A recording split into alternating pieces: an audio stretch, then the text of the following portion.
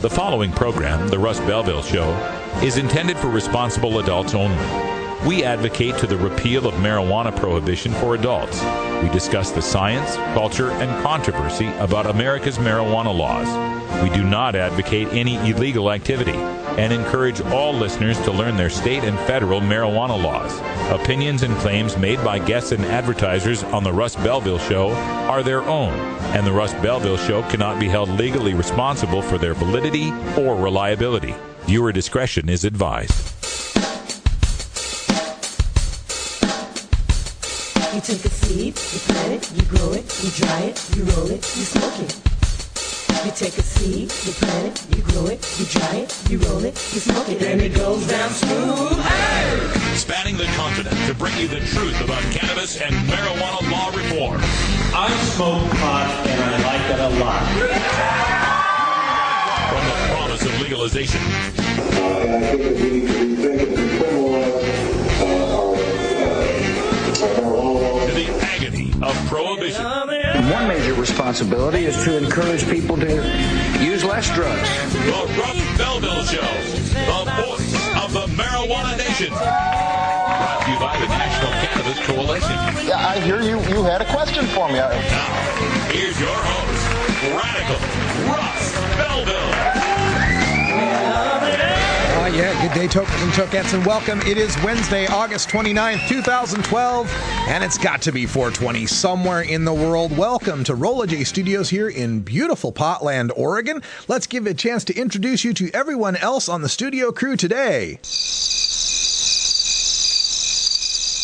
Oh. I guess there's just me on the studio crew today. Yes, I am running this show completely solo. We got nobody else here but Radical Russ today, so please forgive me if there's any technical defects. I will do my best. Just a confluence of events. Brian the Red's out doing his thing, getting some work done. Cannabis Carrie's got the week off. Wiz Kaliko's busy doing some stuff. Ganja John's getting ready for something special. So it's just me today, Radical Russ, here on the Russ Belville Show. But that just means you get more Russ for your money, right? If you don't like it, we'll give you your money back. So welcome to the show. We got all sorts of great stuff to cover on today's Wednesday show. As we do every Wednesday, we visit with Dr. Mitch Earlywine in our Cannabis Q&A, where we take your live questions in chat and by phone. Maybe not by phone today. I don't have a phone screener, but at least by chat, we will get your live questions in. You can ask him anything you want about cannabis science, culture, history, and health. And today we're going to take a look at that study. It's been making headlines lately about teen pot use and its link or supposed link to lower IQs. We'll get Dr. Mitch's take on that study and whether or not we really need to fear what it says.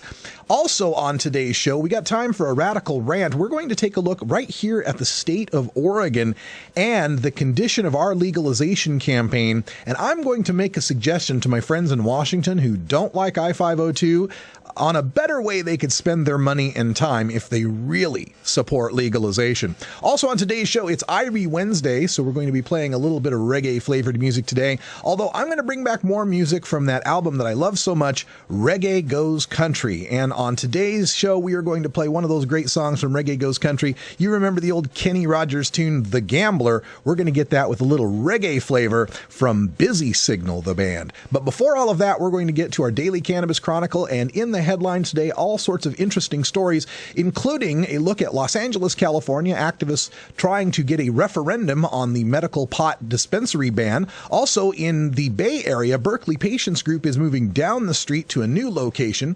In Colorado, we've got endorsement on Amendment 64 coming from 100 professors and, yes, opposition from the medical marijuana community. Then we're going to take a look at the hurdles being faced here in the state of Oregon with the OCTA, Oregon Cannabis Tax Act, legalization campaign.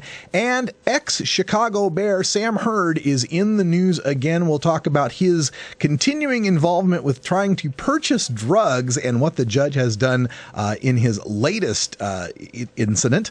Also, that reminds me, we've got our Pigskin Potheads and our NCR Stoners Fantasy Football League draft taking taking place tomorrow, right here live at 6 p.m. Pacific time. We got 12 teams that will be competing in an NFL fantasy football team by, for, and about stoners. And I'll be running the Pigskin Potheads, a team made up of nothing but players who have had incidents with marijuana in their past. It'll be really interesting. Check that out. Live event tomorrow.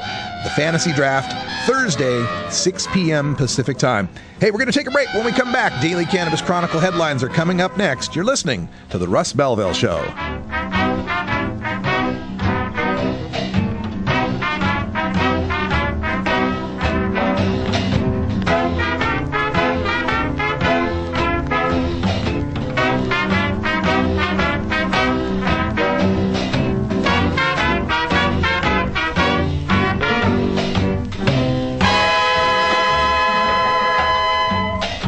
The Russ Belville Show is blogging and podcasting daily at radicalruss.com.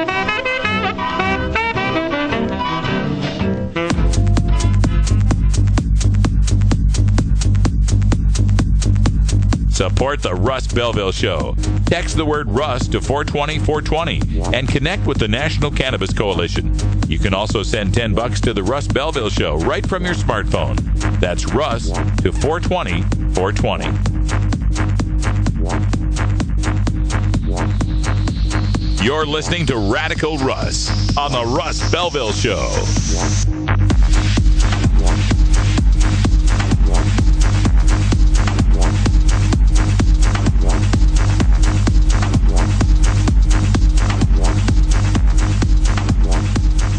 Fishbone pulled up there. We pulled up today in the van, and I walked out of the building, walked through the big building over, and I walked outside.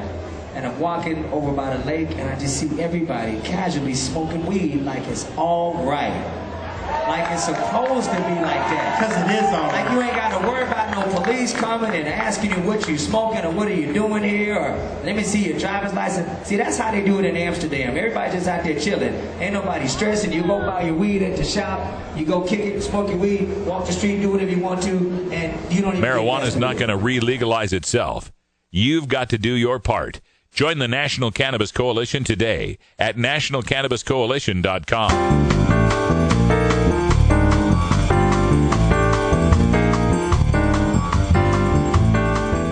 Medical marijuana, industrial hemp, ganja sacrament, consumer cannabis.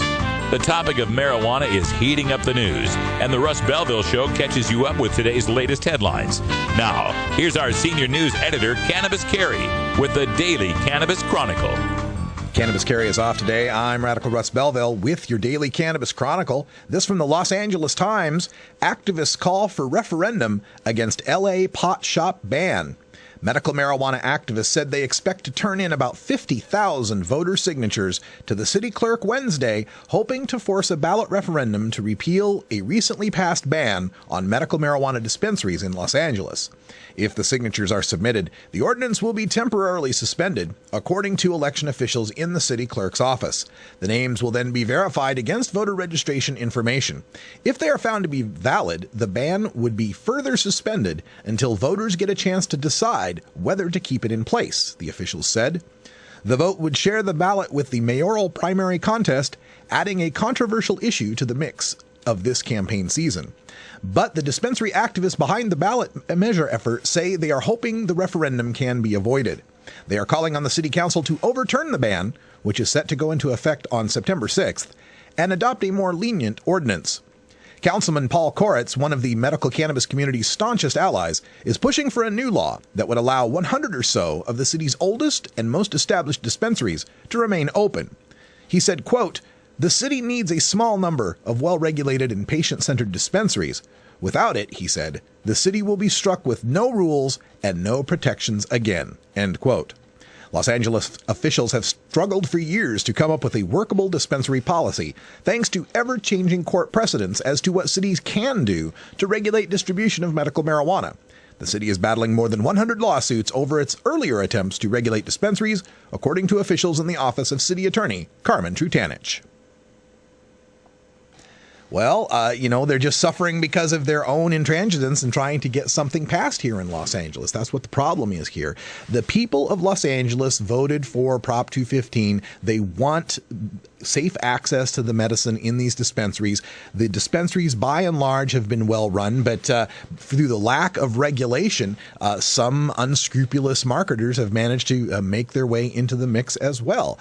But you don't blame that on the people that are trying to do the business. You blame that on the people whose job it is to regulate the business. And that would be the Los Angeles City Council, which has just tried to bury its head in the sand and pretend that medical marijuana doesn't exist, or pretend that it'll just go away if they don't do anything with it. It's time for them to come up with workable regulations, not bans, not lotteries that just randomly pick who's going to be the business owners here. We're talking about people that are dealing with patients, people who are dealing with people with disabilities and illnesses. And this shouldn't just be run by any old fly-by-night weed operator. This needs to be people who understand the needs of patients, understand the science of cannabinoids, and understand the laws that are involved here that put so many patients at risk. Come up with something workable. Work with the city councilman Koretz there, who sounds like he's got a very good idea for letting the best dispensaries continue to operate in Los Angeles.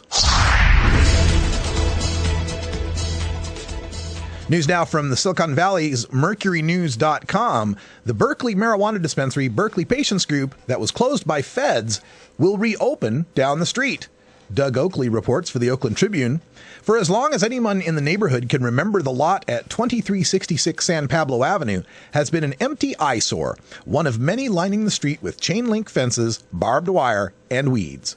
That is changing as work has begun to spruce up the 14,000 square foot lot and dilapidated 1,200 square foot building. But in this case, the progress could come with the smell of marijuana controversy. Berkeley Patients Group, the city's largest medical marijuana dispensary, which industry insiders say sold about $15 million in weed a year before being forced to close by the federal government May 1st, is relocating to this spot.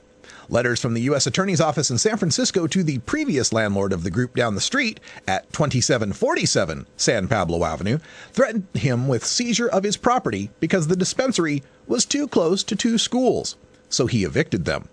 No opening date has been set at the new site, and officials from Berkeley Patients Group refused to go on record about their plans. The owner of the new property said she is not worried about the threats from the federal government for renting to a medical marijuana outlet. Said Nala Droby of Morega, who has owned the lot for 10 years, quote, "Our property is not close to any school. The previous landlord had a very good experience with this group. He said they were very organized, and most important thing is they had no violations and great security," end quote. Droby said she also talked to the Berkeley Police Department, the city attorney, and neighboring landlords at the group's previous site down the street, quote, "and I heard they had no problems," end quote. Berkeley's law governing medical marijuana dispensaries says none can be closer than 600 feet to any public or private school. Berkeley Patients Group new location is just over 1,000 feet from two schools, Rosa Parks Elementary School and Nia House Learning Center. Berkeley Patients Group previously was directly across the street from a school, but it was allowed to stay because it was established before Berkeley wrote its rules. Well, the thing about this is nobody had a problem with Berkeley Patients Group when it was operating at 2747 San Pablo Avenue. It brightened up that neighborhood. The city officials, the city attorney, the council, everybody involved with city management had no problems with the dispensaries. In fact, they enjoyed the revenues and the jobs and the urban cleanup that came with Berkeley Patients Group, the tax revenues that came into the city of Berkeley. And of course, the people of Berkeley are well known for being very progressive, very liberal, and tolerant of medical marijuana. The only people that had a problem with Berkeley Patients Group being within 1,000 feet of the school were people that were 2,500 miles away or more in Washington, D.C. Those are the people, or the people in the U.S. attorney's offices that are run by the Obama administration, but then located in California. They're the ones that had the problem. It's only the feds that seem to have a problem with the medical marijuana, and they're going to continue to have this problem. They will find some new excuse as they move to this new location here at 2366 San Pablo Avenue. Just 4 blocks down. They have to move because of the federal threats, but the feds will find some new way to threaten Berkeley Patients Group, because when you get right down to it, it really doesn't have anything to do with how close any of these things are to schools. It's how well they're run, how they provide an example to the people of how marijuana distribution isn't scary, how it can be safely done, how it can provide jobs and tax revenue and economic boost to a city. It shows how these businesses aren't the scare that all of the prohibitionists try to say they are. And most of all, it provides money to an activist base, people who are determined to spread the mantra of medical marijuana and eventual marijuana legalization across the country. That's really why they're coming down on Berkeley, on Harborside, on Oaksterdam, on all of these marijuana activists. Has nothing to do with being closer to school. It has to do with being too close to power.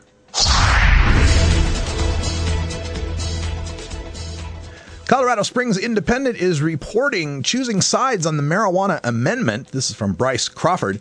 The campaign to regulate marijuana like alcohol continues its push for Amendment 64, this time lining up support from the academic community in the form of a letter signed by 100 or so professors of various subjects. 4 came from the University of Colorado at Colorado Springs, and 1 came from Colorado State University, Pueblo.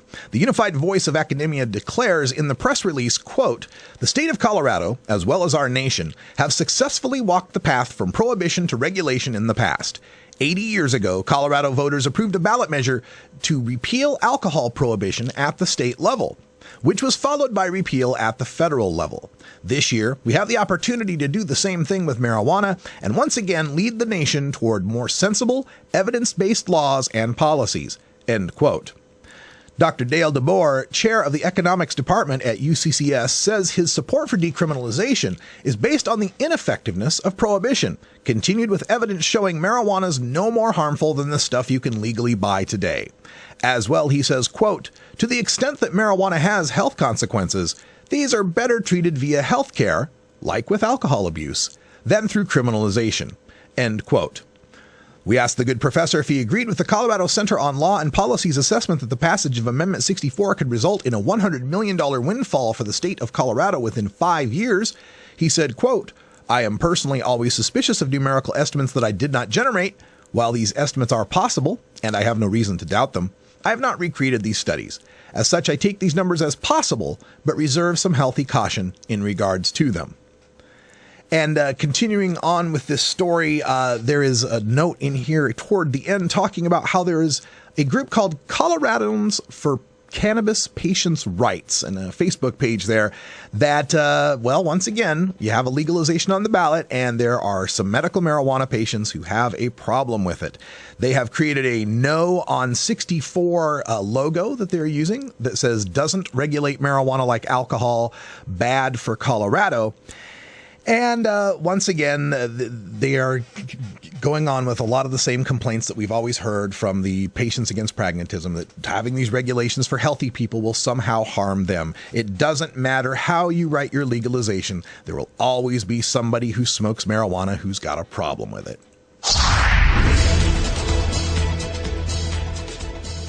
Reporting from Jennifer Alexander in The Examiner, legal marijuana faces multiple hurdles in Oregon. Proponents trying to legalize marijuana for the last few decades have become accustomed to roadblocks standing in their way. More recently, when the Oregon Cannabis Tax Act submitted signatures for early turn-in, they discovered that more than 40% of the signatures were invalid. However, they ultimately succeeded and earned a place on the November 2012 ballot. According to a new article in the Oregonian entitled "Pot Legalization Supporters Failed to Pay Petition Circulators," 2 former employees, Brenda Cahill and Terry Garrett, contacted the Oregonian, quote, "to complain about how they'd been treated by the campaign," end quote. They claim that the campaign owes them a few $100s each in back wages. Paul Stanford, chief petitioner of the campaign, admits to the Oregonian that while he is unsure of the exact amount, there could be a few $1,000s in back wages still due to petitioners, possibly more. The campaign has raised $333,000 in contributions, but it has spent $345,000 just qualifying for the ballot, according to OrStar, the database which tracks campaign spending and contributions in Oregon. Stanford says, quote, "We can only pay out the money we have in," end quote. Washington and Colorado also have initiatives on the ballot for legalized marijuana in November. A Huffington Post article claims that the Washington effort already raised over $2 million for their campaign to legalize marijuana, and that the Colorado effort raised over $1 million. According to the same article, Oregon has only reported contributions of about $1,000. While Washington and Colorado are working to purchase enough television spots to convince potential voters to support their efforts, the Oregon campaign is struggling to finance paying the petitioners back wages before they can even begin to publicize the effort. Stanford says, quote, "They're the first priority." According to the Oregonian, Stanford says raising donations for paying the back wages has been tough. We will talk more about this when we get into our radical rant at the end of the show. Until then, stick around. We'll be right back with your daily Toker Tune. It's 420 back in Idaho, where Russ and Carrie were born. So we have to go connect with our Russ. You know what I mean? Please support these sponsors who support the Russ Belville Show. Oh, have you ever met that funny reefer man? A reefer man. Have you ever met that funny reefer man? A reefer man. If he said he swam to China, he would send you South Carolina. Then you know you're talking to that reefer man.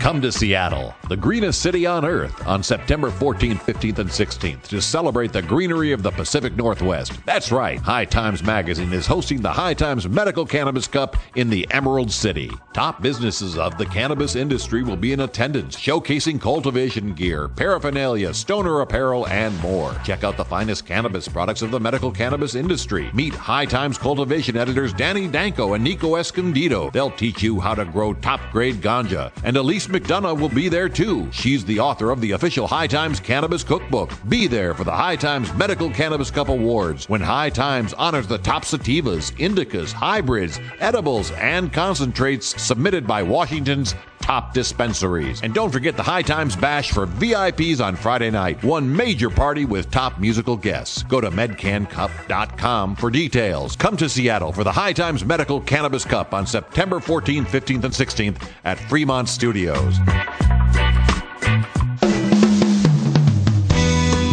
I have to say that there was one question that was voted on that ranked fairly high, and that was whether legalizing marijuana would improve the economy and job creation. I don't know what this says about the online audience, but the answer is no. I don't think that is a good strategy to grow our economy. So.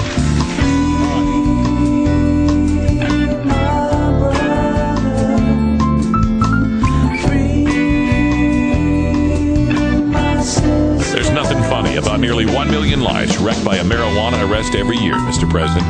Politely tell President Obama what you think about legalization by calling the White House at 202-456-1111.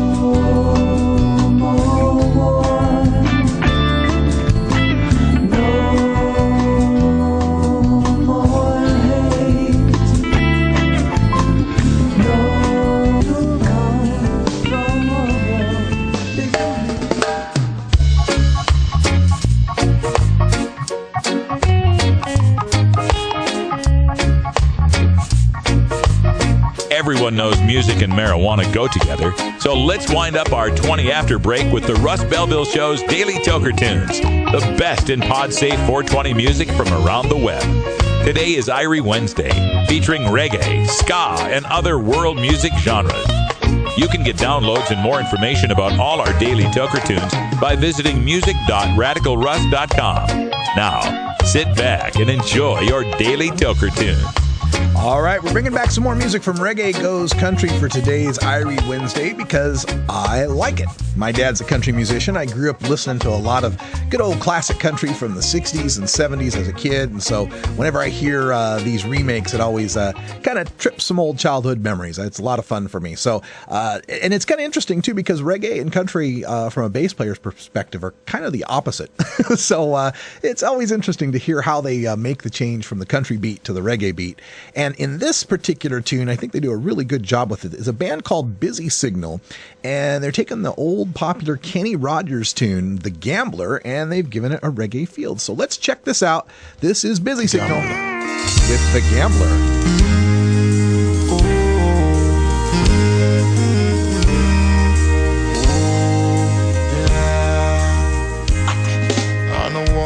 Summer's evening on the train bound for nowhere, I met up with the gambler. We were both too tired to sleep, so we took turns of staring out the window at the darkness till boredom overtook us, and he began to speak. He said, son, I've made a life out of reading people's faces and knowing what their cards were by the way they held their eyes. So if you don't mind my saying, I can see your outer faces. For a taste of your whiskey, I give you some advice. So I handed him my bottle, and he drank down my last swallow. And then he bummed a cigarette and asked me for a light. And the night got deathly quiet, and his face lost all expression. He said, if you're gonna play the game, boy, you gotta learn to play it right. You got to know when to hold it, know when to fold it, know when to walk away, know when to run. You never count your money while sitting at the table. There'll be time enough for counting when the dealing's done.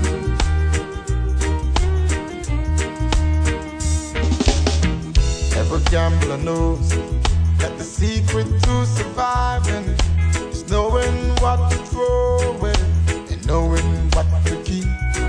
Cause every hand's a winner and every hand's a loser, and the best that you can hope for is to die in your sleep. And when he finished speaking, he turned back toward the window, crushed out a cigarette, faded out to sleep. And then somewhere in the darkness, the gambler, he broke even. But in his final words, I found an ace that I could keep. You got to know when to hold it, know when to fold it, know when to walk away, know when to run. You never count your money while sitting at the table. There'll be time enough for counting when the deal is done. You got to know when to hold them, know when to fold them, know when to walk away, know when to run. You never count your money while sitting at the table. There'll be time enough for counting when the dealing's done. You got to know when to hold them, know when to fold them, know when to walk away, know when to run. You never count your money while sitting at the table. There'll be time enough for counting when the dealing's done.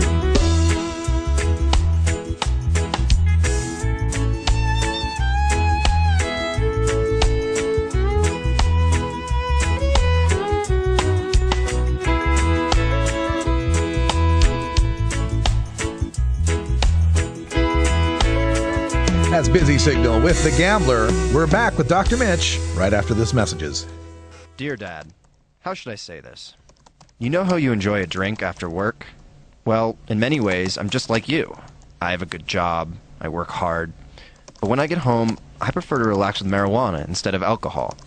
They're a little similar, but marijuana is actually less damaging to my health, and frankly, I don't feel like crap the next day. I hope this makes sense, but if not, let's talk.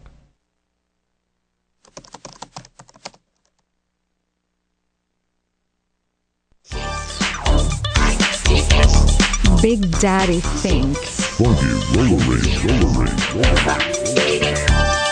Oh yeah, this is Big Daddy, and I'll be your freakazoid every Thursday night, right here at the Funky Roller Ring. Funky Roller Ring. 11 Eastern, 8 Pacific. Only on National Cannabis Radio.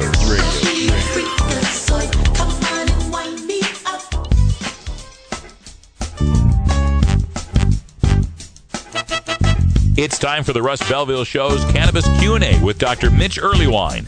Dr. Earlywine is a professor of psychology at the State University of New York at Albany and a leading author and researcher on cannabinoids and health, who pins the Ask Dr. Mitch column for High Times Magazine. Get your questions ready in our live chat or call in to 971-533-7111 now.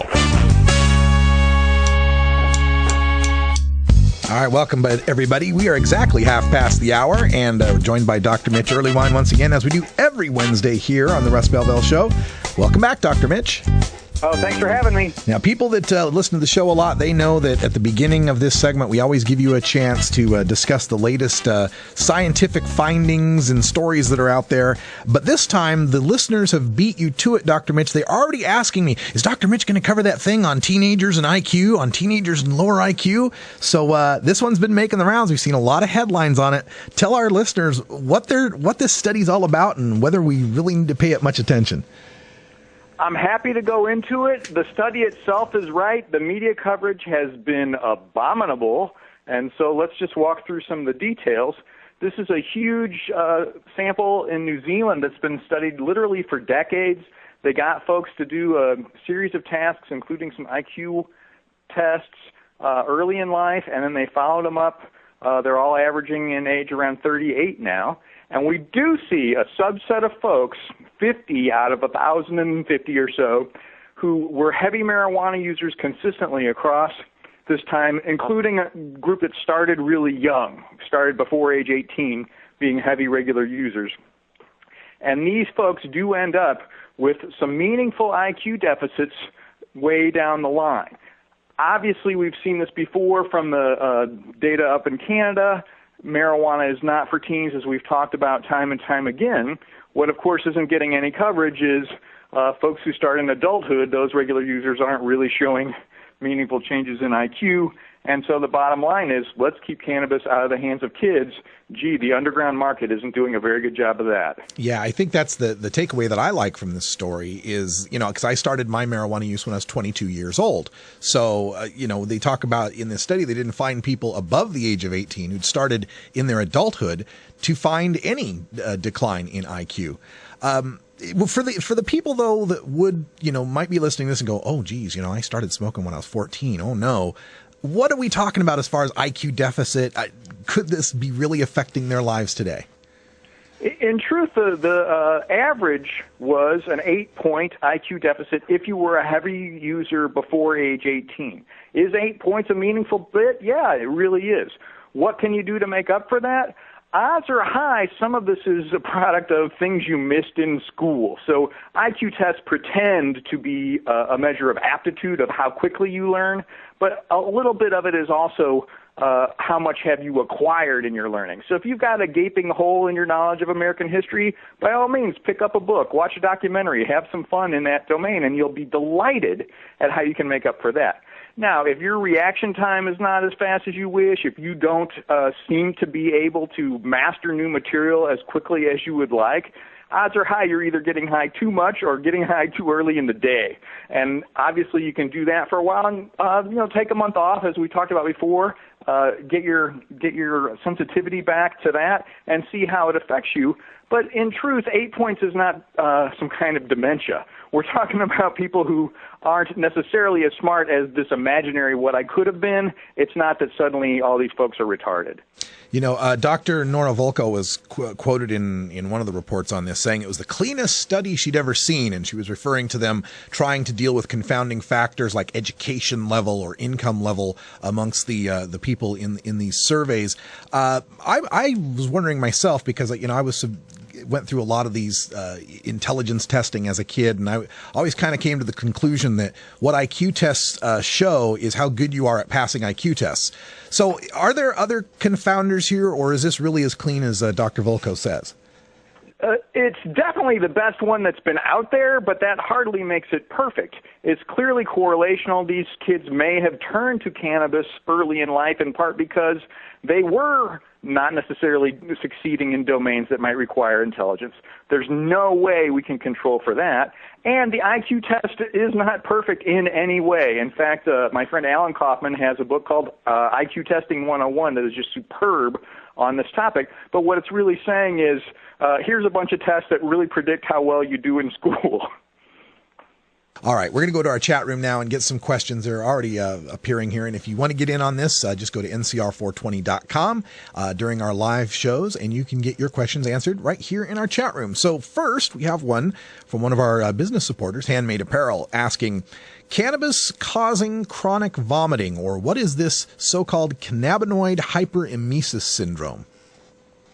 This is a curious reaction to cannabis in at least 8 individual case studies where folks who, thought that cannabis was really okay started using and ended up really with uncontrolled aversive vomiting, had to take these like hot showers and end up in the emergency room, and it just is not the plant for them. And it's funny because so many of us turn to cannabis as an anti-nausea, but obviously the cannabinoid system is involved in this, and this is a subset of folks who cannot respond to the plant the way most people do. And it's happened enough times now that I really do feel like it's a real thing. I had a post on this a while back, and it generated so much comments and controversy from some people that would say, yes, this is the real thing. I was a pot smoker, or I was really into smoking weed, and then suddenly this thing came along where I was puking, and if I took a hot shower, it felt better. And then other commenters would jump in thinking that they were just trying to be antagonistic, or pointing out that they were making things up, or this was some government plot to make us think marijuana was bad. But it became clear to me as I read more and more of these comments that, yeah, this is really happening to some people. And so is this something that once a person has it, they're always going to have it? They can never go back to smoking marijuana, or do we just not know enough yet? I asked some folks who emailed me, is it strain specific? Would you be willing to try a different quantity or a different time or something like that? This is so aversive, nobody wants to mess around with it. So I do feel like it's potentially from contaminants in some grow areas, or it may be that certain strains are really heavy duty on this for some people. But once they've had this experience, nobody wants to try a different strain, and even if that means we would discover that it's not for everything, because they just don't want to risk it.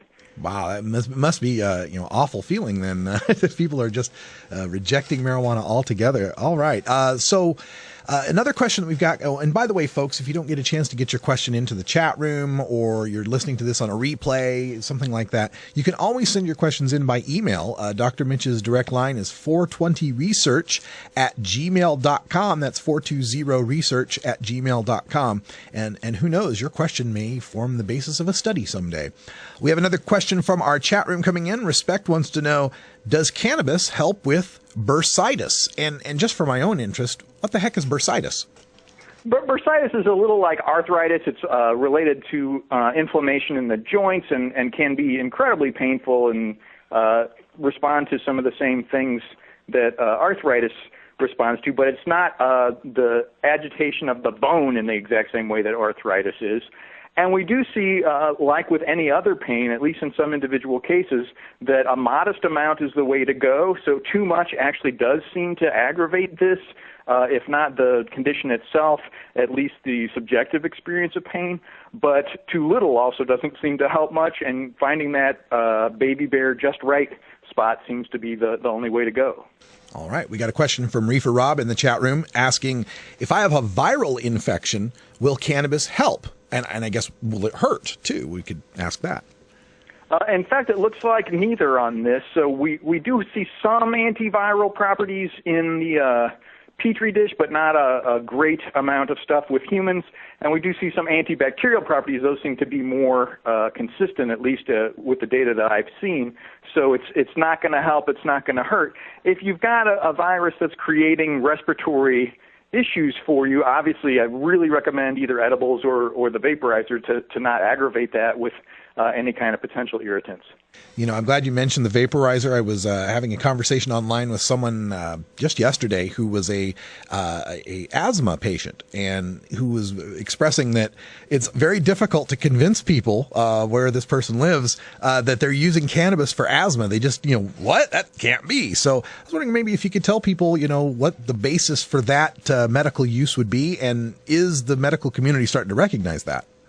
What's amazing is, in fact, even edible cannabis helps asthma, and it looks like what's happening is the opening up of the smaller bronchial passages way deep down in the lungs that seems to happen in response to cannabis, and has little to do with actually the inhalation part so much as a genuine cannabinoid response to opening up these passages in the lungs. So even edibles could help an asthma patient. Got a really good question here from John Thomas, who wants to know, does cannabis interact badly with any drug or work against the functioning of any drug, that interaction problem? So we don't have a ton of data, but there are two big findings. One is that alcohol slows the metabolism of THC, and so that can not necessarily be troublesome, but certainly something to be aware of. And then the dreaded Viagra interaction. Cannabis basically slows down the enzyme that breaks Viagra down, and I'm not a fan of Viagra anyway, but this is really not a combination you want to go with because it can basically lead you to suddenly see blue, if you can believe that, when Viagra's overdosed, have a painful erection, which I know sounds ironic to some folks, and end up in the emergency room. So you really don't want to mix those two. And, another note that we ought to make while we're on the subject of alcohol and Viagra, those are two things you shouldn't be mixing, correct? Oh, man. Viagra is not, yes, absolutely. You don't want to mix those either. And I hate to say it, but my candy-flipping folks in the rave community also, please don't do any stimulant like ecstasy and Viagra as well. Just avoid the Viagra at all costs, and if the weed's good enough, you don't need it anyway, right? And in all honesty, does love require a big stiff penis? I mean, can't you just hug and squeeze and wait hug and for the squeeze next time? and tug and pull? Okay. Again, somehow my show's turned into the Dan Savage Show. I don't know how this keeps happening. All right. So before we go, Dr. Mitch, I want to give everyone a chance to check up on your latest work and research. Is there anything new that you're working on that we need to know about out there on the internets? Alas, my ADHD study just got rejected yet again, and I wanted to just thank everybody who contributed data on that, and we're going to go to another journal, but I'm afraid the MDs don't understand the point we're trying to make, and just wanted to thank everybody on that. And when I do have a new thing coming out, I'll let everybody know. And one last question from my for me here is that there's a recent Oregonian editorial, and it was kind of lambasting the activists here in Oregon who are trying to get PTSD, post-traumatic stress, well, I like to call it post-traumatic stress injury, post-traumatic stress disorder, added to the list of qualifying conditions. And in their editorial, they basically point out that there's not a lot of really good studies on PTSD. Everything we're getting is anecdotal, and there's anecdotes going the other way against marijuana use. And why would we want to open up the medical marijuana to even more conditions that people might be abusing or lying about? So I'm wondering if you can address that, this Oregonian editorial board, on what we do know about PTSD, and why shouldn't we just allow people to try medical marijuana for that? This has been a strange thing for America to deal with. I have data suggesting that folks with PTSD symptoms do expect relief from cannabis. We can't get the randomized clinical trial approved, of course. We are seeing some really compelling data from some other countries that cannabinoids could be extremely helpful for this, but we don't have a ton of data. Bottom line is this may not be the treatment of choice. The exposure-based treatments are probably our main line of defense right now for PTSD. But my goodness, should we make it so that these people can't have access? That just breaks my heart. Here's something that they at least claim is helping. By all means, let's make sure that they have that opportunity. And in truth, what we're not seeing is consistent evidence that this makes things worse. If there's a subset of folks who are finding it basically exacerbates their symptoms, by all means, let them not use it. And you know, Dr. Mitch, that addresses something that I ranted about a little in hour 2 yesterday that just frustrates me to no end, is this idea that medical marijuana or marijuana may not be the best treatment, so they shouldn't have it at all. Well, if it helps a little, if it helps some, why not let them have it, especially with as low side effect and non-toxicity that we have with cannabis? And no other drug is held to that standard. If I wanted to introduce a new antidepressant, I don't have to prove that it's better than all the other ones that have ever existed. I just have to prove that it works. There we go. Well, we'll keep fighting for that, and we'll keep fighting for our veterans and all the people that could benefit from the use of cannabis for PTSD and other sorts of mental health issues, as we find lots of people are getting a lot of relief from this. Dr. Mitch Earlywine from SUNY Albany joins us every Wednesday here for Cannabis Q&A. Thanks for your fantastic questions, folks. Dr. Mitch, thanks for joining us. Talk to you soon. All right. When we come back, time for Radical Rant. We're going to talk a little bit about Oregon. It's simply business. It's simply business. It's simply business. You know why they won't let us grow. It's simply business. We'll be right back after these messages from our 420 friendly sponsors. Support these advertisers because their ad money goes straight to the Russ Belville Show.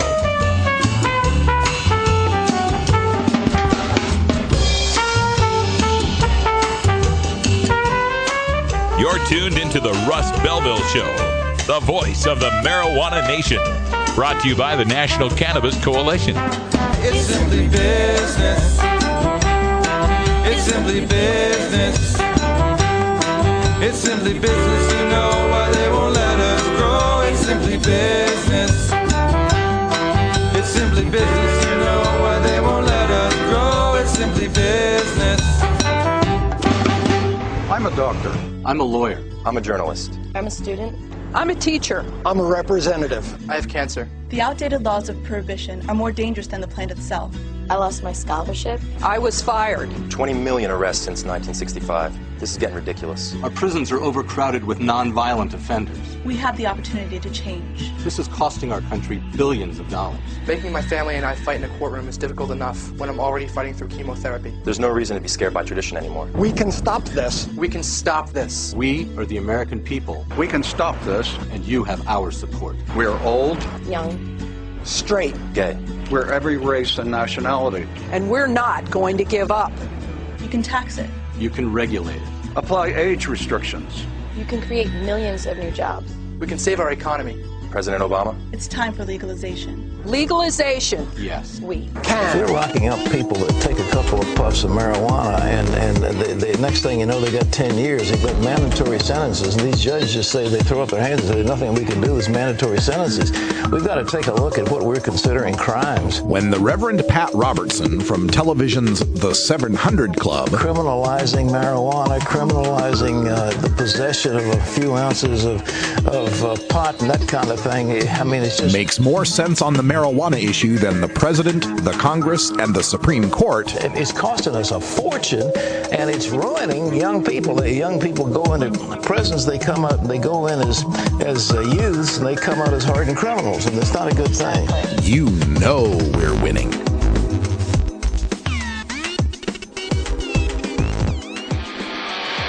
You want answers? I'm as mad as hell, and I'm not going to take this anymore. You want answers? You have offended my family. I think I'm entitled. You want answers? I want the truth. And you have offended a Shaolin temple. You can't handle the truth. Surely you can't be serious. I am serious. And don't call me Shirley. Radical Rant. All right, folks, welcome back to the show. And earlier in the news today, we did a story on Oregon here, my home state, where we have Measure 80, the Oregon Cannabis Tax Act, which has made the ballot, and we're very, very happy about that. Oregon Cannabis Tax Act would legalize the personal possession and cultivation of marijuana and institute commercial sales, distribution, and cultivation of marijuana as well, legalize industrial hemp, provide for drug education, provide for drug rehab, money to the state, yada, yada, yada. It's a fantastic bill here, fantastic initiative that would give us a great deal of marijuana freedom here in the state of Oregon. However, when it comes to passing marijuana legalization, it's not enough to just get it on the ballot. You've got to be able to pass this stuff, and you've got to be able to campaign for this. I'm driving around right now in my Jeep with Measure 80, yes on Measure 80, written on the backs of my windows and the sides of my windows of my Jeep, large letters, giving them, the website to the campaign and so forth. Vote yes on 80. Regulate marijuana like alcohol. And as I drive around town and I park in different parking lots at the store and so forth, invariably I see someone who stops on their way to the store or walking by, stops to read what's on the window. And I've gotten to talk to a few of these people, and to one, they are completely ignorant of the fact that we've got marijuana legalization on the ballot. They're in great support of it, most of them. I did speak to one young lady who said she wasn't going to vote. She didn't care. What difference does it make? But by and large, most of the people that saw it said, well, yeah, I'd vote for that. I'd vote for legalization. So I feel like marijuana legalization can do very well here in the state of Oregon if people only knew about it, knew that it was coming up.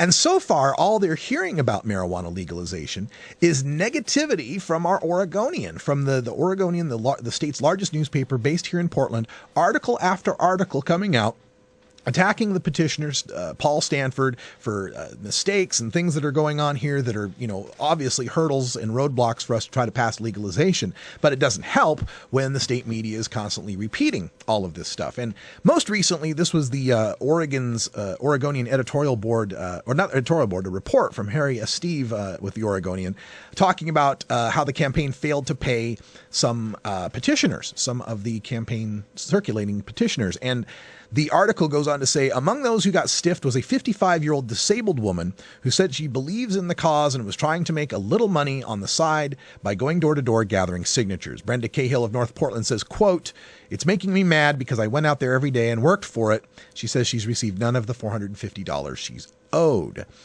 And this is just so very frustrating because this gets used against us, and you want the campaigns to be as well organized and well funded as possible, but we don't all have control over that. And I don't want to point fingers or assign blame or anything like that. What I want is legalization to pass. I really want this to happen.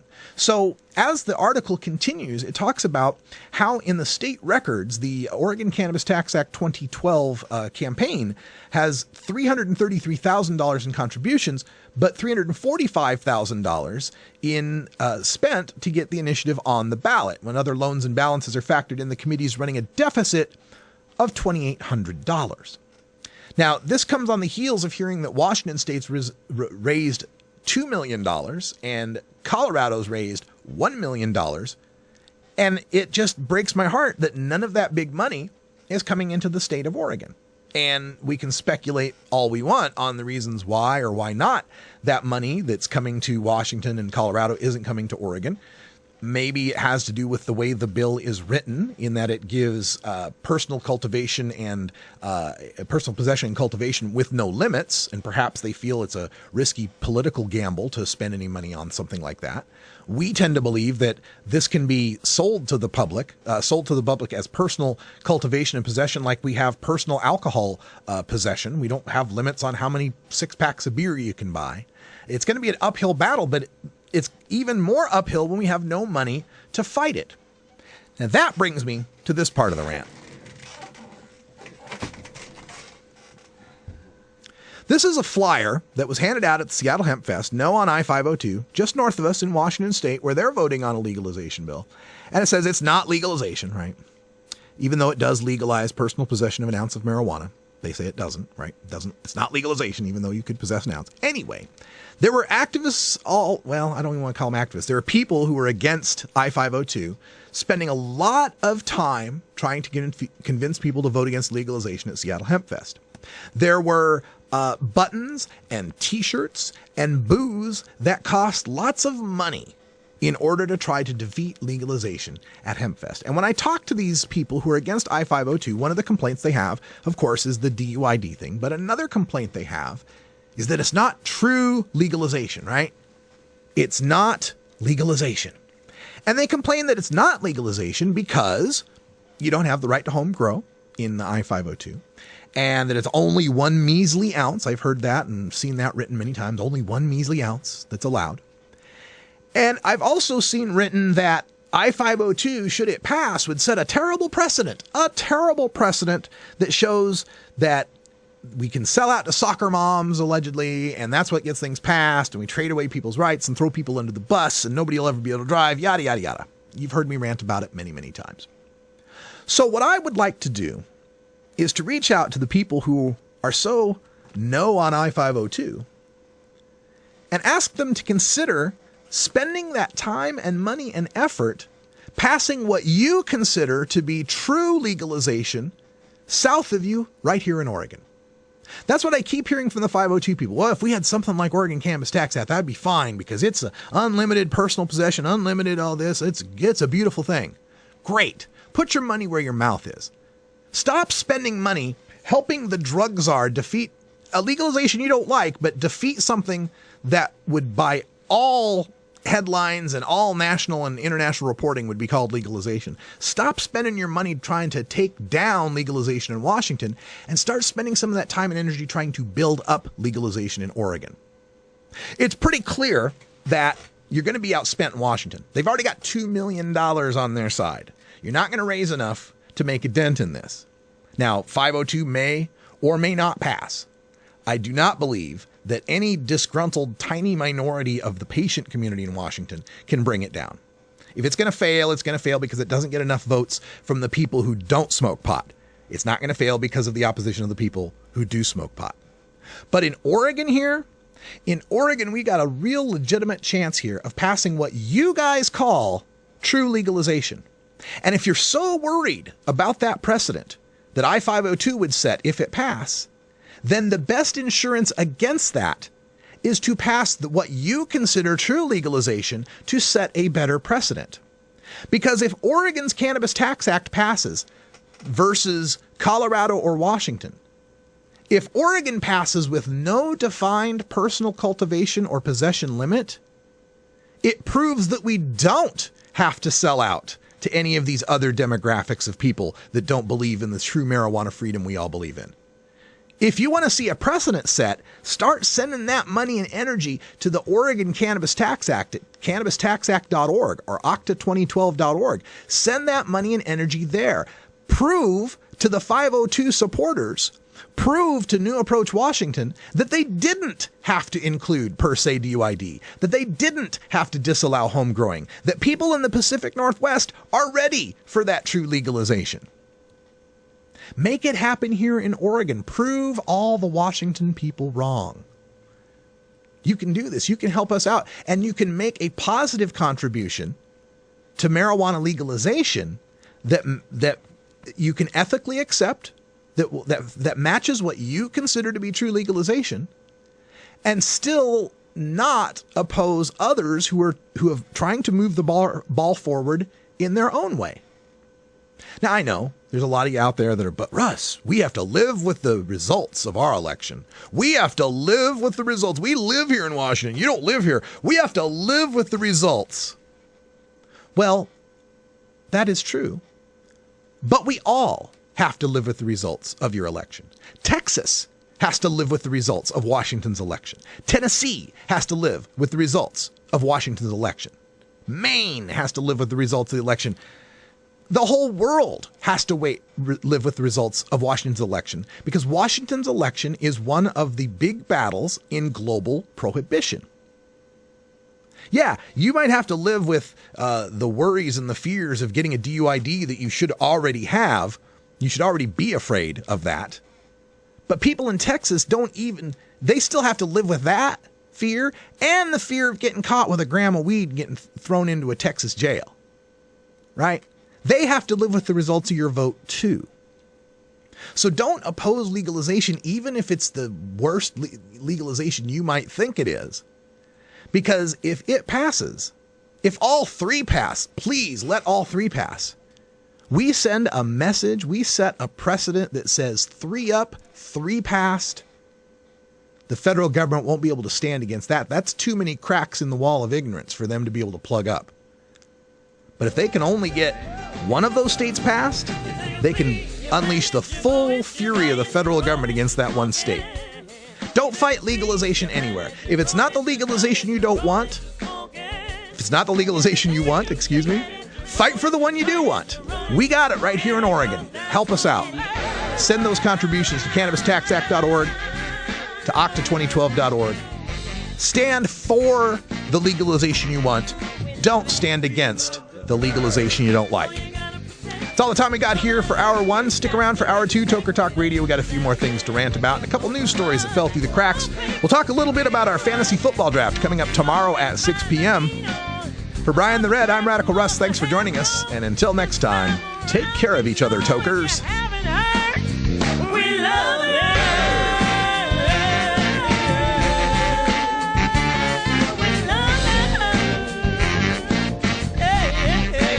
This is the Russ Belville Show.